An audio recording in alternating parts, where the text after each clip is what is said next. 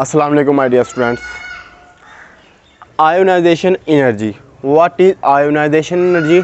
Ionisation energy क्या होती है? आयोनाइजेशन एनर्जी ये एक कंप्लीट लफ्ज़ है। अगर हम देखें आयोनाइजेशन, आयोनाइजेशन का मतलब होगा आयोनाइज करना, किसी चीज़ को आयंस बनाना। क्या करना? आयंस बनाना। एनर्जी का देखें हम, एनर्जी का मतलब एनर्जी होगी, ताकत होगी। तो आयोनाइजेशन एनर्जी का मतलब ये हुआ कि वो थोड़ी सी मकदार जो हमने किसी भी इलेक्ट्रॉन को किसी वैलेंस शेल में से निकालने के लिए दरकार होगी। अब हम इसकी डिफाइन कर सकते हैं इस तरह से, the minimum amount of energy which is required to remove the valence electron in an gaseous atom of an element. Define इसकी क्या करते हैं हम? Define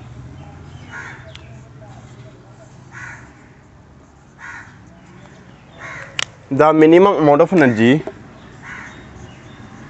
the minimum amount of energy which is required दरकार होती है टू एटम। डिफाइन थोड़ी सी मकदार जो किसी भी इलेक्ट्रॉन को हम निकालने के लिए इस्तेमाल करते हैं या किसी भी इलेक्ट्रॉन को निकालने के लिए दरकार होती है, उसको हम कहते हैं आयोनाइजेशन एनर्जी। सपोज ये हमारे पास एक एटम है, कोई भी एलिमेंट के अंदर क्या होता है? एटम के अंदर क्या होता है? न्यूक्लियस। एटम के अंदर न्यूक्लियस होता है। न्यूक्लियस में क्या मौजूद होते हैं? Neutron and proton. तो ये इसका आ गया फर्स्ट शेल, ये इसका आ गया सेकंड शेल, इसका आ गया थर्ड शेल। अब पहला जो शेल होता है, ऑर्बिटर होता है, इसमें कितने इलेक्ट्रॉन होते हैं? 2। दूसरे में कितने होंगे? 8, 4, 5, 6, 7, 8। अब तीसरे में कितने हो गए? 1। ये हम किसकी बात कर रहे हैं? In case of sodium Na, जिसका एटॉमिक नंबर है 11। इसके हमने क्या देखे? इसमें इलेक्ट्रॉन गर्दे कार्य। अगर हम इसकी देखें इलेक्ट्रॉन कन्फिगरेशन 1s2, 2s2,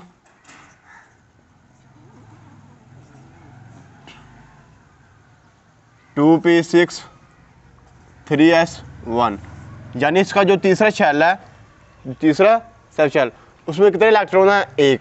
अब एक इलेक्ट्रॉन है, सॉरी, अब एक जो इलेक्ट्रॉन है वो किस फॉर्म में होना चाहिए? वो होना चाहिए हमारे पास आइसोलेटेड गैसियस एटम। क्या? आइसोलेटेड गैसियस एटम, वो गैस फॉर्म में होना चाहिए।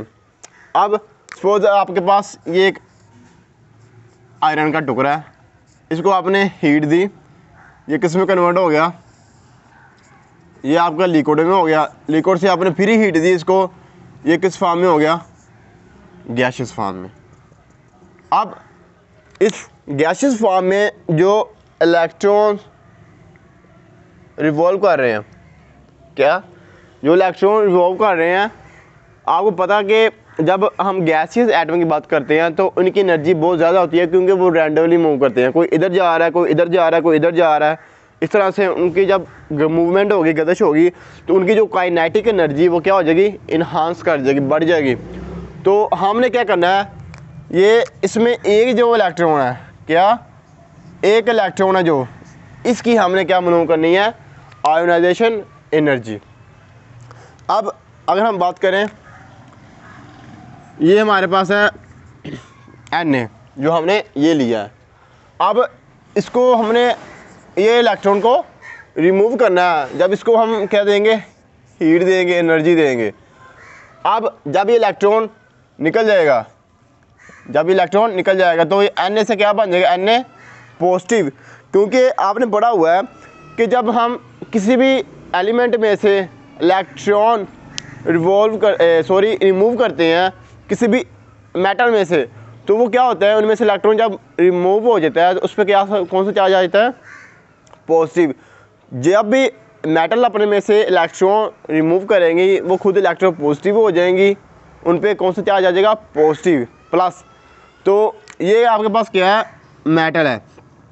जब इसमें से एक इलेक्ट्रॉन निकलेगा तो ये Na से क्या बन जाएगा, Na पॉजिटिव प्लस जो एक इलेक्ट्रॉन निकला है plus 1 electron plus 1 electron delta H।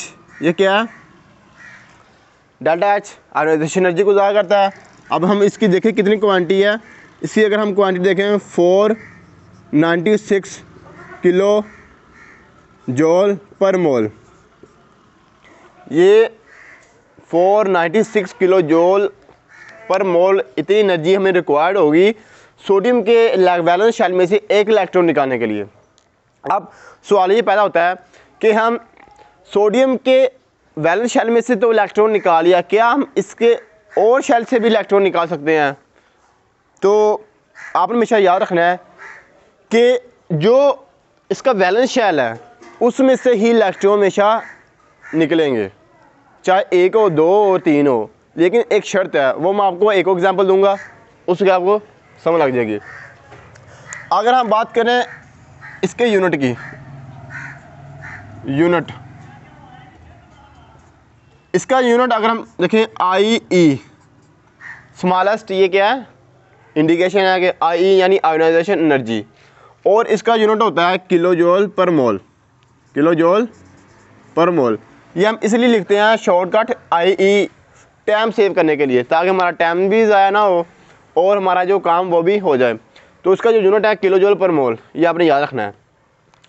अगर मैं एक और एग्जांपल देना चाहूँ कि जो Na के केस में हमने इलेक्ट्रॉन एक रिमूव कर दिया तो उस पर इतनी चार्ज आ गया, इतनी एनर्जी आ गई। अगर मैं एक लेता हूँ एटम इधर Mg, क्या Mg भी क्या है, मेटल है।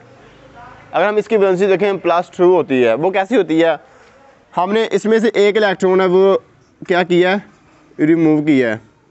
जब हम एक इलेक्ट्रॉन रिमूव करेंगे इस पर कौन सा चार्ज आ जाएगा, पॉजिटिव प्लस एक इलेक्ट्रॉन रिमूव करने से, जैसे हमने ये सोडियम का किया है, प्लस एक इलेक्ट्रॉन जो रिमूव किया है। अब इसकी जो डेल्टा H आ जाएगी, क्या इसकी क्या आ जाएगी, आयोनाइजेशन एनर्जी, वो हमारे पास कितनी होगी, वो हमारे पास होगी 738 किलो जॉल पर मोल।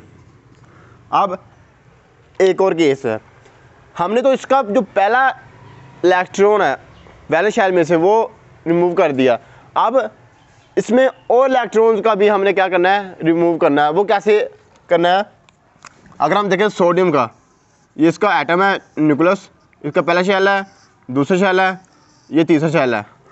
पहले शेल में कितने इलेक्ट्रॉन्स आएंगे, अगर हम इसका देखें, किसका, मैग्नीशियम का एटॉमिक नंबर देखें, मैग्नीशियम का एटॉमिक नंबर होता है 12। इसके पहले शेल में कितने इलेक्ट्रॉन्स आ गए, 2, दूसरे में कितने आ गए, 8, कितने आ गए, 8, 3, 4, 5, 6, 7, 8, 8 और 2 कितने हो गए, 10, और बाकी कितने बचते हैं, 2। तो इसका जो तीसरा शेल उसमें कितने इलेक्ट्रॉन हैं, 2 इलेक्ट्रॉन वो रिवॉल्व कर रहे हैं शेल में। तो उसका मतलब ये हुआ कि इसका जो तीसरा शेल है ये वाला, इसमें 2 इलेक्ट्रॉन है, ये तो हमने निकाल दिया।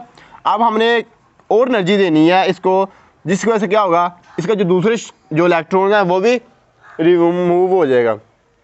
तो इसे देखते हैं, Mg plus arrow Mg plus double plus, क्योंकि ये तो हमने एक इलेक्ट्रॉन जब निकाला था इसका एक पॉजिटिव था, ये वैसे ही। अब जब हमने 2 इलेक्ट्रॉन निकाल देने हैं ये वाले दोनों ही, तो इस पर कितना चार्ज आ जाएगा, +2, यानी इस पर की वैलेंसी क्या होगी, +2 प्लस 2 इलेक्ट्रॉन्स, इधर एक था इलेक्ट्रॉन, अब इधर कितने हैं, 2 electron, delta H is equal to इसकी जो आयोनाइजेशन एनर्जी की मकदार होगी वो होगी हमारे पास 11450 किलो जॉल पर मोल। बाज़ औक़ात बुक्स पे 140 50 और 51 भी लिखा हुआ है, ये दोनों ठीक है। अगर आप 50 लिखें तब भी ठीक है, अगर 51 लिखें तब भी ठीक है। तो हमें ये पता चला कि जब भी हम आयोनाइजेशन एनर्जी करते हैं, मतलब ये कि हम किसी भी एलिमेंट में उसके जो एटम के जो वैलेंस शेल होते हैं उसमें इलेक्ट्रॉन रिमूव करने के लिए जो एनर्जी हमें दरकार होती है उसको हम कहते हैं आयोनाइजेशन एनर्जी। और इसकी हमने क्या देखी है, एग्जांपल देखी, ये हमने क्या देखी हैं, एग्जांपल्स। और ये हमने इसका देखा unit. In case of sodium इसमें से एक इलेक्ट्रॉन निकालेंगे, जब एक इलेक्ट्रॉन निकालेंगे इतनी एनर्जी दरकार होगी। और जब हम मैग्नीशियम की बात करें, इसमें से हम पहले शेल में जो वैलेंस शेल है उसमें 2 इलेक्ट्रॉन है, जब हम पहले को निकालेंगे तो इतनी एनर्जी दरकार होगी। अब जो दूसरा शेल है उसमें से जब हम इलेक्ट्रॉन को निकालेंगे तो इतनी एनर्जी दरकार होगी।